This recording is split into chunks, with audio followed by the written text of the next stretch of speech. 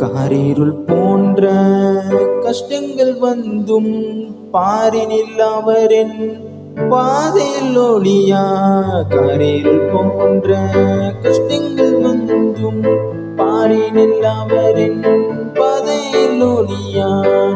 என்னை நடத்தினார் அவர் நல்லவர், அவர் கிருபை என்றும் உள்ளது.